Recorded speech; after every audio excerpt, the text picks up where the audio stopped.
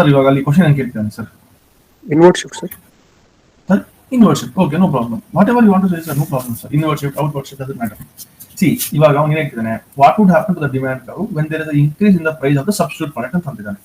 ಇವಾಗ ನಾವು substitute product ನೋಡೋಣ. What you call it, coffee ಅಂಟಿನೇ ತಗೊಳ್ಳೋಣ ಎಕ್ಸಾಂಪಲ್. ಇವಾಗ demand curve when there is increase in the price of the substitute product. ಇದು ಕಾಫಿ, ಇದು ಟೀ. ಇಲ್ಲೇ ಬರೀ ಸೊ ದಟ್ ಈ ಕ್ವಶನ್ಗೆ ಬರಲಿ. ಇದು ಕಾಫಿ ಸರ್, ಇದು ಟೀ. ಇವಾಗ ಟೀ ಪ್ರೈಸ್ ಜಾಸ್ತಿ ಆದ್ರೆ ಕಾಫಿಗೆ ಡಿಮ್ಯಾಂಡ್ ಜಾಸ್ತಿ ಆಗುತ್ತೆ ಕಮ್ಮಿ ಆಗುತ್ತೆ sir? Because it's substitute product ಆಗಿರೋದ್ರಿಂದ ಡಿಮ್ಯಾಂಡ್ ಜಾಸ್ತಿ ಆಗುತ್ತೆ. ಸಿ ಇದು ಕರ್ವ್ ಇದೆ, ಇದು ಕ್ವಾಂಟಿಟಿ ಡಿಮ್ಯಾಂಡೆಡ್ ಸರ್, ಇದು ಬಂದು ಪ್ರೈಸ್. ಇವಾಗ ಮೊದಲು ನಾವೇನೇ ಹೇಳಿದೆ ನಿಮ್ಗೆ ಸ್ಟಾರ್ಟಿಂಗ್ ಅಲ್ಲಿ, ಇವಾಗ ಪ್ರೈಸ್ ಮೊದಲು 10 ರೂಪಾಯಿ ಇತ್ತು ಕಾಫಿದು, ದಿನಕ್ಕೆ 20 ಜನ ಕುಡಿತಾ ಇದ್ರು ಕಾಫಿನ.